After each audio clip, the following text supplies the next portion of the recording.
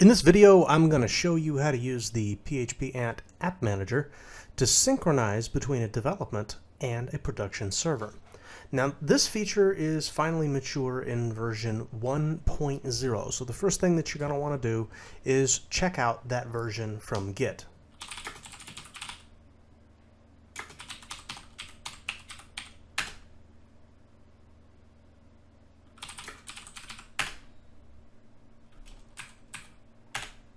So now we're at version 1.0, we can go ahead and start the process of making sure that our server on the right is the same version as the server on the left. So on the left we have a production server that we've been working with. And if we jump into the CLI, we're going to want to do an export. Now obviously you need to have version 1.0 or higher of PHP-Ant's app manager on that as well. So let's make sure that we've got that first.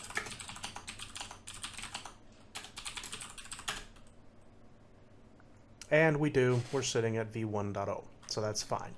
Let's jump back over to the main document root and jump into the CLI.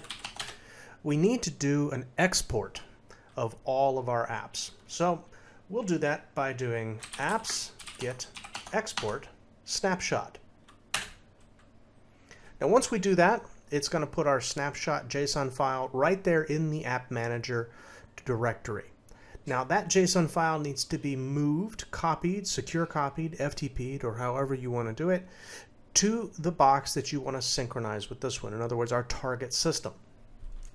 Now it's easiest to do that by using secure copy if you have your SSH keys exchanged properly. So we're going to do that now.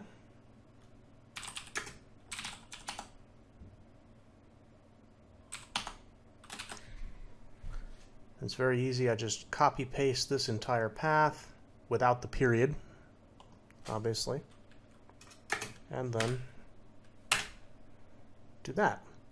So now I've got this get snapshot JSON file. I can very easily come in here and do the import command. So apps get import snapshot.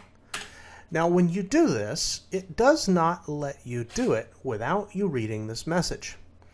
Because this is a destructive action. Anything that's unversioned, anything that's sitting in the directories may very well get deleted. In fact, it probably will get deleted because we do a get clean and a get reset hard to head. And then we do a get checkout master. So in other words, we're trying to get rid of every single possible change that has happened in each one of these repos.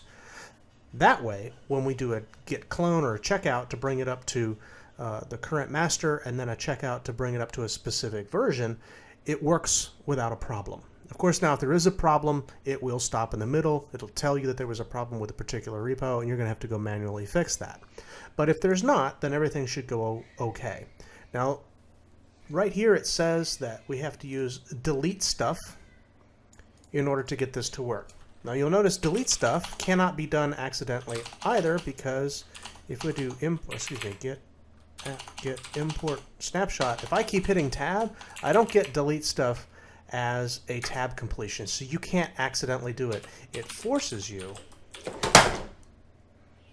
to type delete stuff. So now when I do that, you can see it goes through, it deletes any directories where the remote is different. In other words, the remote might have been an HTTPS remote and our source system is using SSH, so it deletes that and rechecks it out. And it goes through this process of making sure each of the repos that it finds is reset, cleaned, checked out to master, and then brought to the very specific version that is on that source system. So now our source system and our target system should be correct. But how do we verify that? So if we go back over to the source system, we need to do a dump so that we can do a dump and a diff. So this is extremely easy to do. We just do apps get dump, and then where are we going to dump it? I like to do this. And this gives us status definitions of all the apps that are installed and other information about what this system looks like. And again, we'll need to copy that over from the source system to the target system. And again, I do like to use secure copy to do that. So we're going to grab that, bring it over, and here is how we confirm that it worked. So we can do apps get diff, and then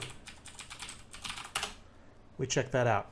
And as you can see, the remote system is identical to this system. In other words, the source system and the target system are now completely identical. And that is an easy way for you to deploy a series of apps or an entire system to and from production and development.